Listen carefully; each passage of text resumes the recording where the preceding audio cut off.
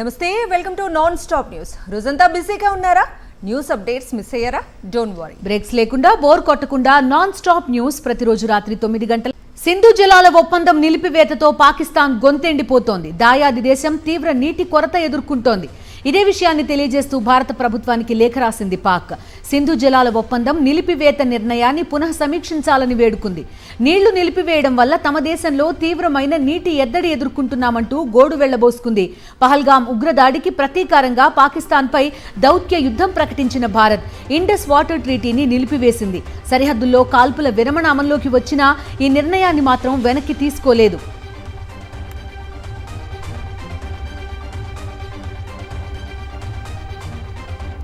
భారత్లో అలజడి సృష్టించేందుకు ఉగ్రవాదులు ఎంత పకడ్బందీగా ఏర్పాట్లు చేసుకుంటున్నారో షోపియాన్ ఎన్కౌంటర్ మరోసారి స్పష్టం చేసింది. నిన్న ఆపరేషన్ కెల్గార్లో భాగంగా 3 లష్కరే ముష్కర్లను భద్రతా దళాలు మట్టుబెట్టాయి. వారి వద్ద స్వాధీనం చేసుకున్న ఆయుధాలు, పేలుడు సామాగ్రిని భద్రతా బలగాలు ప్రదర్శించాయి. పెద్ద ఎత్తున బుల్లెట్స్, రైఫిల్స్, గ్రెనైడ్స్ తో పాటు భారతీయ కరెన్సీని ఉగ్రవాదుల నుంచి రికవర్ చేశారు సెక్యూరిటీ సిబ్బంది. చైనాలో తయారైన కమ్యూనికేషన్ సెట్స్ ఉన్నట్లు గుర్తించారు. భద్రతా దళాలు అలర్ట్ అయి భారీ ఆపరేషన్లో వీరిని మట్టుబెట్టడంతో పెద్ద ఉపద్రవమే తప్పినట్లయింది.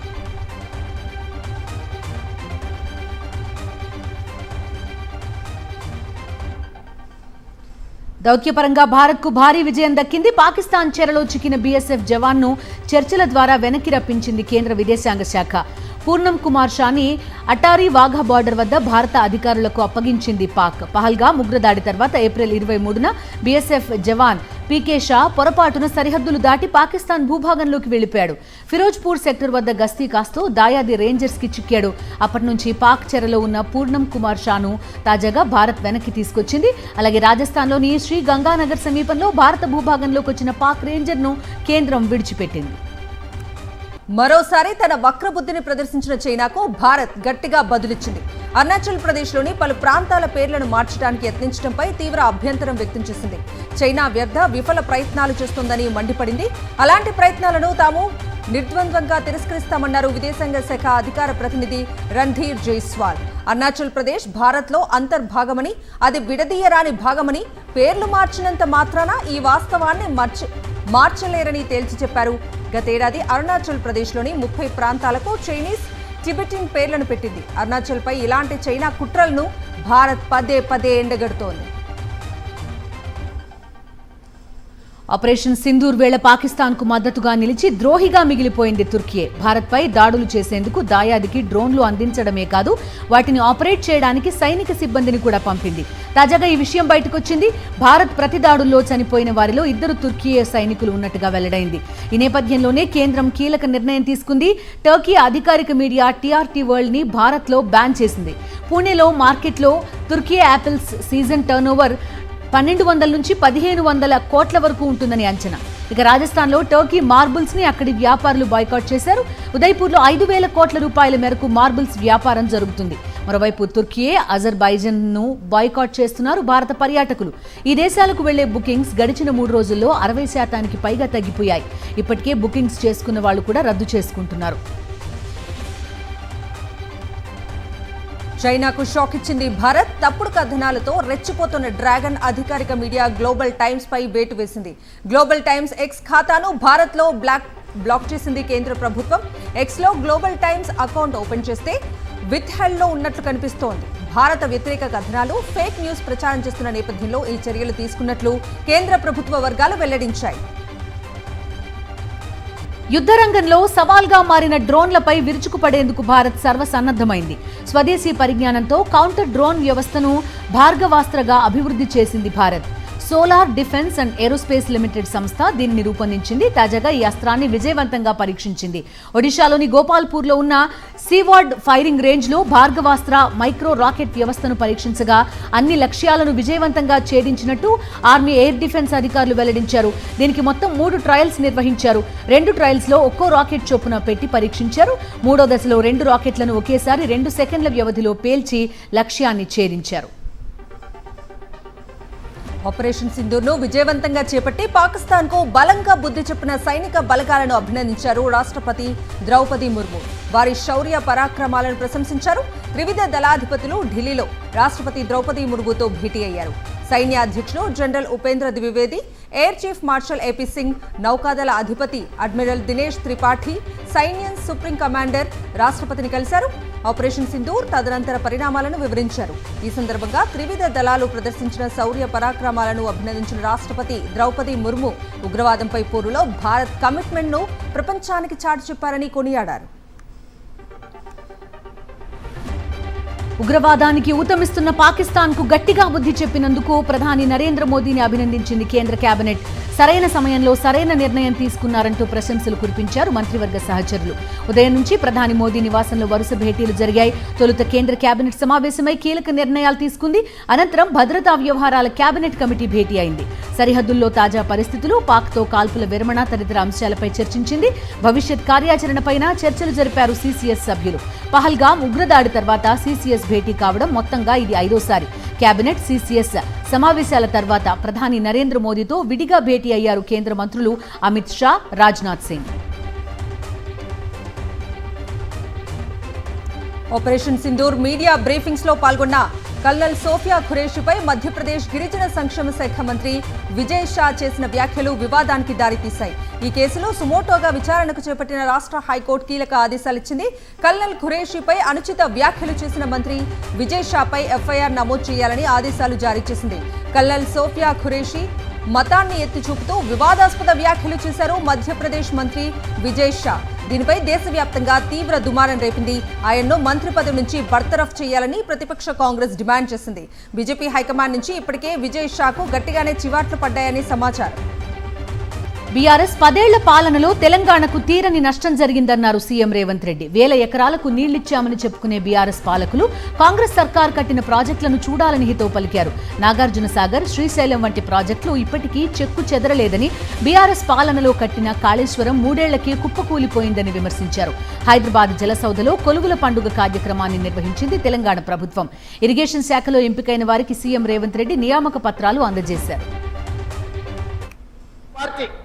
పండిత్ జవహర్లాల్ నెహ్రూ గారు మొదలుపెట్టిన నాగార్జున సాగర్, శ్రీశైలం, శ్రీరామ్ సాగర్ చూడండి, ఈనాడు కట్టిన కాళేశ్వరం చూడండి, ఎంత నిధులతో ప్రాజెక్టులు కట్టినాం. ఇవే కాదు, అంతకంటే వెనక్కి వెళ్తే నిజాం సర్కారు కట్టిన 1908లో ఈ నగరానికి వరదలు వచ్చి వేలాది మంది చచ్చిపోయినప్పుడు మోక్షగుండం విశ్వేశ్వరయ్య గారు డిజైన్ చేసిన ఉస్మాన్ సాగర్, హిమాయత్ సాగర్, మూసీ నది డిజైన్లను చూడండి, నిర్మాణాలను చూడండి. 100 సంవత్సరాలైన చెక్కు చెదరక మానవ నిర్మితమైన అద్భుతమైన కళాఖండాలుగా ఈ రోజు ఆ ప్రాజెక్టులు ఉన్నాయి.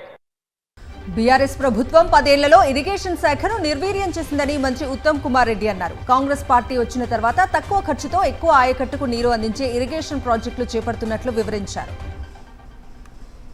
మన ప్రభుత్వం ఏర్పడిన తర్వాత మనం మొదటిసారి ఇరిగేషన్ శాఖలో పూర్తి స్థాయి ఖాళీలు భర్తీ చేస్తున్న విషయం కూడా నేను మీ అందరికి మనవి చేస్తాను.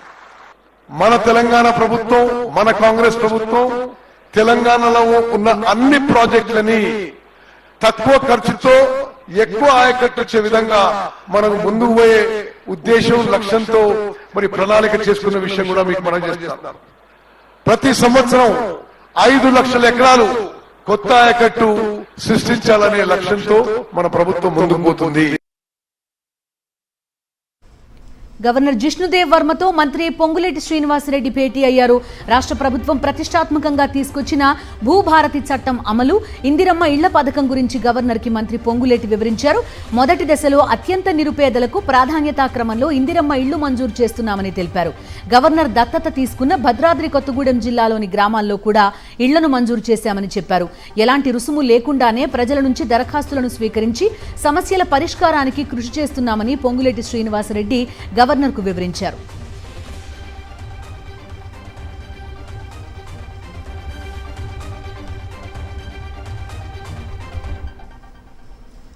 ఎంపీ ఈటెల రాజేందర్ తన నైజానికి భిన్నంగా వ్యవహరిస్తున్నారని ఎమ్మెల్సీ అద్దంకి దయాకర్ అన్నారు. సీఎం రేవంత్ రెడ్డిని తిడితే తనకు బీజేపీ రాష్ట్ర అధ్యక్ష పదవి వస్తుందని ఈటెల భావిస్తున్నారని దుయ్యబట్టారు. ఈటెల రాజేందర్ పై ప్రస్తుతం ప్రజలకు ఎలాంటి ప్రేమ లేదన్నారు. అనవసరంగా నీ నైజానికి భిన్నంగా, నీ నేచురాలిటీకి భిన్నంగా రేవంత్ రెడ్డి గారి మీద ఇష్టం వచ్చినట్టు మాట్లాడుతున్నావు. చాలామంది నీ మీద జాలి సానుభూతి ఏంటంటే, ఒక ఓబీసీవి ఆ రోజు ఏది వామపక్ష భావజాలం నుంచి ఉద్యమాల్లోకి వచ్చి ఇక్కడ తెలంగాణ కొరకు కొట్లాడినవనే జాలి తప్పితే నిన్ను చూస్తే ఇప్పటికీ జాలి ఎందుకుంటుంది? నిన్ను అధ్యక్ష పదవి చేస్తారేమని చెప్పి ఇష్టం వచ్చినట్టుగా ముఖ్యమంత్రి గారి మీద మాట్లాడుతున్నారు. మాట్లాడిన దాంట్లో కూడా నీ నైజానికి భిన్నంగా బూతులు మాట్లాడుతున్న స్థితి. బీజేపీ నేత ఎన్వీఎస్ఎస్ ప్రభాకర్ హాట్ కామెంట్స్ చేశారు. కాంగ్రెస్ లో బీఆర్ఎస్ విలీనం తథ్యం అన్నారు ఎన్వీఎస్ఎస్ ప్రభాకర్. జూన్ 2 లేదా డిసెంబర్ 9న కాంగ్రెస్ లో బీఆర్ఎస్ విలీనం ఉంటుందన్నారు. తెలంగాణలో సీఎం మార్పు ఖాయమన్నారు. రేవంత్ స్థానంలో కేసీఆర్ సీఎం అవుతారు అని ఎన్వీఎస్ఎస్ ప్రభాకర్ జోస్యం చెప్పారు. జూన్ 2 తర్వాత కానీ డిసెంబర్ 9 తర్వాత కానీ నేను డేట్లు కూడా ప్రస్తావిస్తున్నా. ఖచ్చితంగా విలీనం తథ్యం, ఖచ్చితంగా ముఖ్యమంత్రి మారటం తథ్యం. ఇది జరగబోయేటువంటి ఒక అంశం. దీనికి ఇప్పటికే ఈ యొక్క అంశంలో భాగంగా కవితకి కావాల్సిన న్యాయ సలహా అందిస్తున్నటువంటి అతిపెద్ద కాంగ్రెస్ పార్టీ అడ్వకేటుని ఏ రకంగా వీరు చట్టసభలో కూర్చోబెట్టారో కూడా మనం చూసాం. కొత్త హెలికాప్టర్ కొనుగోలుకు సిద్ధమైంది చంద్రబాబు ప్రభుత్వం. సీఎంతో పాటు ఇతరులు వినియోగించేందుకు కొత్త హెలికాప్టర్ను కొనుగోలు చేయనున్నారు. కొత్త హెలికాప్టర్ మోడల్ ఎంపిక కోసం కమిటీని నియమిస్తూ ఉత్తర్వులు జారీ చేసింది. జీఏడీ పొలిటికల్ సెక్రటరీ నేతృత్వంలో అధికారుల కమిటీ ఏర్పాటు చేసింది కూటమి సర్కార్. ప్రస్తుత హెలికాప్టర్ పనితీరు, కొత్త హెలికాప్టర్ మోడల్స్ పై నివేదిక ఇవ్వాలని ఆదేశించింది.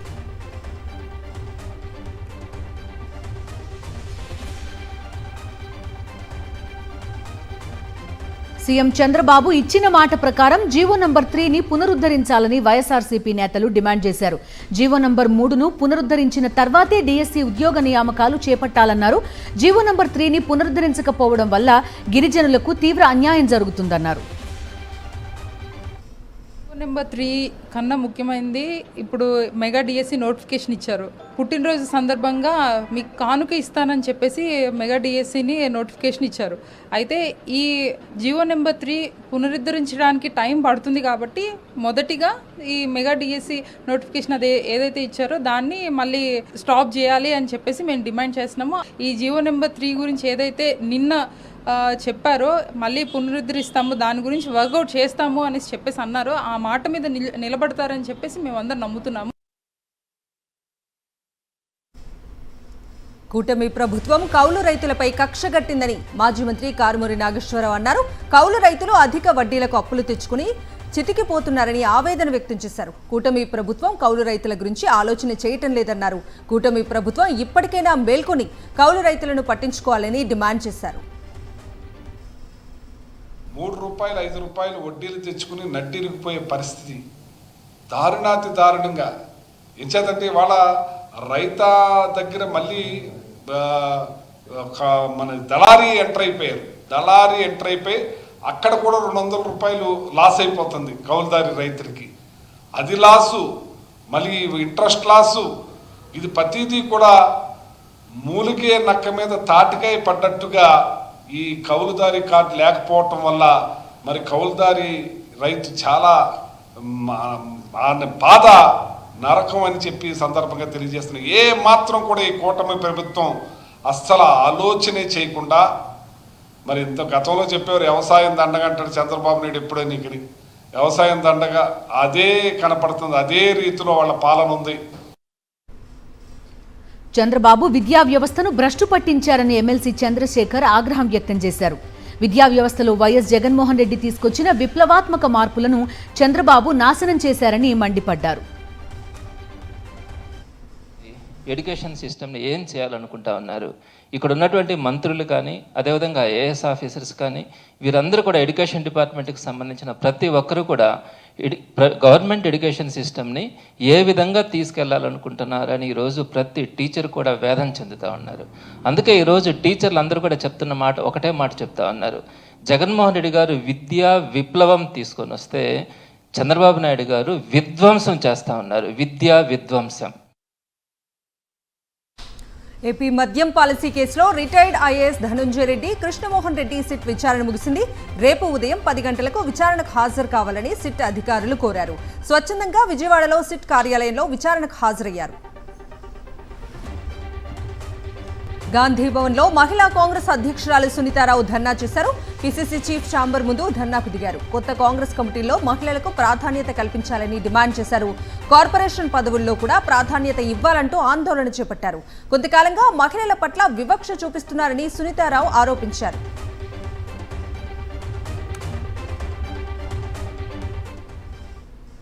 ఇయ్యొద్దు అనేది రేవంత్ అన్న అన్నాడు. మరి ఈరోజు 2 పదవులు పిసిసి అధ్యక్షులు గారికి ఇచ్చారు. ఒకటి పిసిసి అధ్యక్షుడు, ఇంకొకటి ఎమ్మెల్సీ. మేము సంతోషపడ్డాం. ఒక బీసీ నాయకుడు వచ్చినాడు, మా చెల్లెళ్ళందరూ గుండెల్లో వెలుగులు నింపుతారని, వెలుతురు నింపుతారని అనుకున్నా. కానీ మహేష్ అన్న ఇట్లా మాట్లాడడం మాకు చాలా బాధాకరంగా అనిపించింది. ముఖ్యమంత్రి వర్యులు రేవంత్ రెడ్డి గారే మీ పేర్లు పెట్టకపోతే నేనేం చేయాలి? ముఖ్యమంత్రి ఇచ్చిన లిస్టు నేను తీసుకపోతున్నా అంటున్నాను. మరి పిసిసి అధ్యక్షుల బాధ్యత ఏంటి అని నేను అడుగుతున్నా. Visakha steel plant admin building వద్ద కార్మికులు ధర్నాకు దిగారు. యాజమాన్య వైఖరికి నిరసనగా కార్మికులు నినాదాలు చేస్తున్నారు. హక్కుల కోసం ప్రశ్నిస్తే షోకాజ్ నోటీసులు ఇస్తారా అంటూ మండిపడుతున్నారు. తమ గొంతు నొక్కాలని చూస్తే సహించేది లేదని, ఉద్యమాన్ని తీవ్రతరం చేస్తామని హెచ్చరించారు. హయత్ నగర్ పిఎస్లో సూర్యాపేట డీఎస్పీపై ఇండియన్ ఆర్మ్స్ యాక్ట్ కింద పోలీసులు కేసు నమోదు చేశారు. చుంచల్గూడ జైల్లో ఉన్న డీఎస్పీ పార్థసారథిని హయత్ నగర్ పోలీసులు పీటీ వారెంట్పై అరెస్ట్ చేయనున్నారు. లంచం డిమాండ్ కేసులో అతని ఇంట్లో సోదాలు చేయగా 90 బుల్లెట్లను పోలీసులు గుర్తించారు. అందులో 29 లైవ్ రౌండ్ బుల్లెట్లు ఉన్నాయి. పార్థసారథి ఈ బుల్లెట్లను స్పెషల్ పార్టీ కానిస్టేబుళ్లకు పనిచేసిన సమయంలో దాచిపెట్టుకున్నారని పోలీసులు గుర్తించారు. పోలీసు అధికారులు బుల్లెట్లను తీసుకున్నప్పుడు తిరిగి అప్పచెప్పే సమయంలో కూడా వాటికి సంబంధించిన రికార్డులను ఖచ్చితంగా బెల్ ఆఫ్ ఆర్మ్స్లో నమోదు చేయాలి. కానీ అతను అక్రమంగా ఈ బుల్లెట్లను ఎలా తప్పించాడనే విషయంపై పోలీసులు దర్యాప్తు చేస్తున్నారు.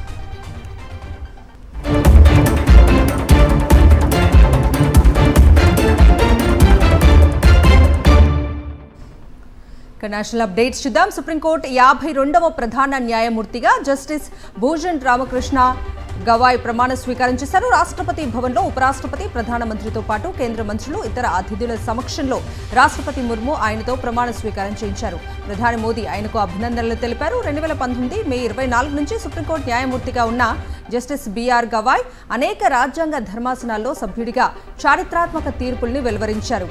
సీజేఐగా 6 నెలలు కొనసాగి నవంబర్ 23న పదవీ విరమణ చేస్తారు. సీజేఐ పీఠాన్ని అధిరోహించిన 2వ దళిత వ్యక్తిగా గవాయ్ పేరు పొందారు. కేంద్ర కేబినెట్ కీలక నిర్ణయాలు తీసుకుంది. సెమీ కండక్టర్ల ఉత్పత్తిని ప్రోత్సహించడంలో భాగంగా 3706 కోట్లు కేటాయించింది. యూపీలోని జేవర్లో సెమీ కండక్టర్ యూనిట్ నిర్మాణానికి ఆమోదం తెలిపింది కేంద్ర కేబినెట్. అలాగే తిరుపతి ఐఐటి విస్తరణకు కూడా కేంద్ర కేబినెట్ ఆమోదముద్ర వేసింది. कंडक्टर यूनिट बनेगा वो जेवर उत्तर प्रदेश में बन रहा है, उसको अप्रूव किया है.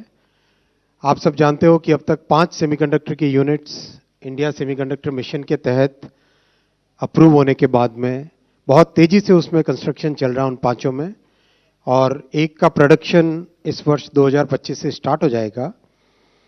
उसी कड़ी में एक और बहुत ही एडवांस्ड यूनिट है जो कि HCL आप जानते हैं, हिंदुस्तान कंप्यूटर्स लिमिटेड, जो बहुत लंबे टाइम से भारत की एक हार्डवेयर में बड़ी कंपनी रही है. కర్రెగుట్టలో భద్రతా దళాలు చేపట్టిన ఆపరేషన్ సంకల్ప్ పూర్తయింది. 21 రోజుల్లో 31 మంది మావోయిస్టులు హతమైనట్లు సిఆర్పీఎఫ్ డీజీ జ్ఞానేంద్ర ప్రతాప్ సింగ్ వెల్లడించారు. మావోయిస్టుల ఏరువేతే లక్ష్యంగా చేపడుతున్న ఆపరేషన్ కగార్ కొనసాగుతుందని చెప్పారు. अब तक इस अभियान में कुल 31 माओवादियों के शव बरामद हुए हैं. इसके साथ ही अभियान में कुल 214 माओवादी ठिकानों और बंकरों को नष्ट किया गया है. उपरोक्त माओवादी ठिकानों एवं बंकरों की तलाशी के दौरान कुल 450 नग आईडी, 818 नग BGL shells, 899 bundle Cordtex detonator एवं भारी मात्रा में विस्फोटक सामग्री, इसके अलावा खाने पीने के सामान लगभग 12,000 किलोग्राम सामान बरामद हुआ है. इसके अलावा मेडिकल, इलेक्ट्रिक सामान, नक्सल साहित्य एवं नक्सलियों के उपयोग के सामान भारी मात्रा में बरामद किए गए हैं, जिनकी कुछ हमने डिस्प्ले भी रखा है.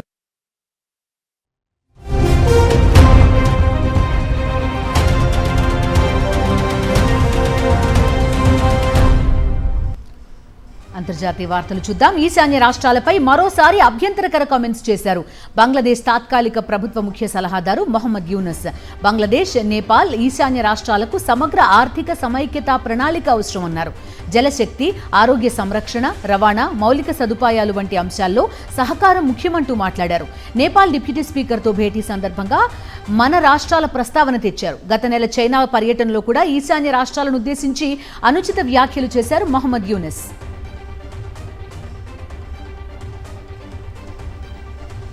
కెనడా విదేశాంగ మంత్రిగా భారత సంతతికి చెందిన అనితా ఆనంద్ బాధ్యతలు చేపట్టారు. భగవద్గీత చేత పట్టుకొని ప్రమాణ స్వీకారం చేశారు. కెనడా సార్వత్రిక ఎన్నికల్లో లిబరల్ పార్టీ విజయం సాధించడంతో ఆ పార్టీ అధినేత మార్క్ కార్నీ మరోసారి ప్రధాని అయ్యారు. తాజాగా తన మంత్రివర్గాన్ని పునర్వ్యవస్థీకరించారు. ఇందులో భారత సంతతికి చెందిన అనితా ఆనంద్కు స్థానం దక్కింది. గత ప్రభుత్వంలో ఆమె రక్షణ మంత్రిగా వ్యవహరించారు. తమిళ, పంజాబీ మూలాలున్న 58 ఏళ్ల అనితా ఆనంద్ కెనడాలోని కెంట్ విల్లేలో జన్మించారు. ఆమె తల్లిది పంజాబ్ కాగా జనరల్ సర్జన్ అయిన తండ్రి సుందరం వివేక్ స్వస్థలం తమిళనాడు. ఈ దంపతుల 3 పిల్లల్లో పెద్దమ్మాయి అనిత. లిబరల్ పార్టీ సభ్యురాలుగా 2019లో House of Commons Oakville నుంచి మొదటిసారి ప్రాతినిధ్యం వహించారు. తొలిసారి ఎంపీ అయినప్పటికీ అప్పటి ప్రధాని జస్టిస్ ట్రూడో క్యాబినెట్లో చోటు దక్కించుకున్నారు. తాజాగా విదేశాంగ మంత్రి అయ్యారు.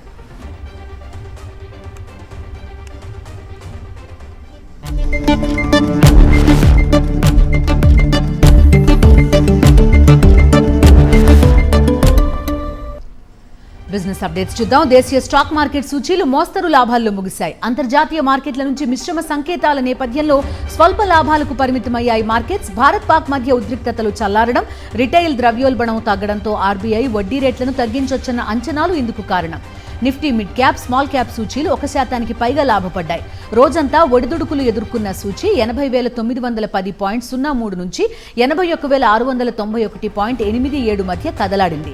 చివరికి 182.34 పాయింట్ల లాభంతో 81,330.56 వద్ద ముగిసింది. నిఫ్టీ సైతం 88.55 లాభంతో 24,666.9 వద్ద స్థిరపడింది.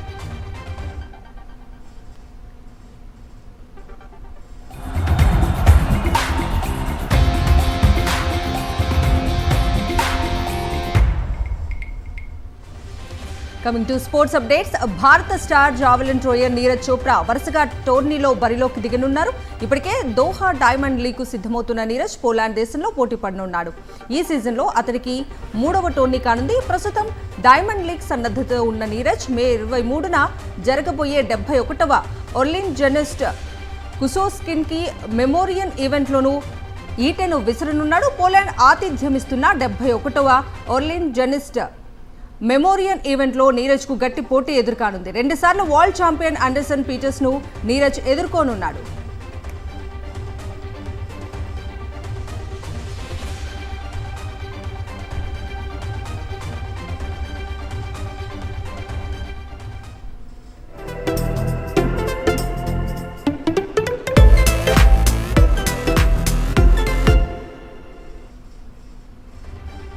మిస్ వరల్డ్ 2025 పోటీల్లో పాల్గొనేందుకు పలు దేశాల నుంచి హైదరాబాద్కు వచ్చిన సుందరీమణులు తెలంగాణలోని పలు చారిత్రక ప్రదేశాల్లో పర్యటిస్తున్నారు. అందులో భాగంగా వారు ఓరుగల్లులో పర్యటించారు. హన్మకొండలోని హరిత కాకతీయ రిసార్ట్ వద్ద మహిళలతో కలిసి బతుకమ్మ ఆడి సందడి చేశారు. మిస్ వరల్డ్ 2025 పోటీలో పాల్గొనే సుందరీమణులు చారిత్రక పర్యాటక ప్రాంతాలకు పుట్టినిల్లైన వరంగల్లో సందడి చేస్తున్నారు. ఈ సందర్భంగా అతిథులకు తెలంగాణ సంప్రదాయం ప్రకారం బతుకమ్మ మేళతాళాలతో స్థానిక మహిళలు, ఉన్నతాధికారులు స్వాగతం పలికారు. రామప్ప ఆలయం వద్ద చీరకట్టులో మెరిసిన అందాల భామలు గ్రూప్ ఫోటోషూట్లో పాల్గొన్నారు. రామప్ప ఆలయం విశిష్టతను టూరిజం గైడ్స్ వారికి వివరించారు. మిస్ వరల్డ్ కంటెస్టెంట్లు 2 బృందాలుగా ఏర్పడి వరంగల్ నగరంలో పర్యటించారు.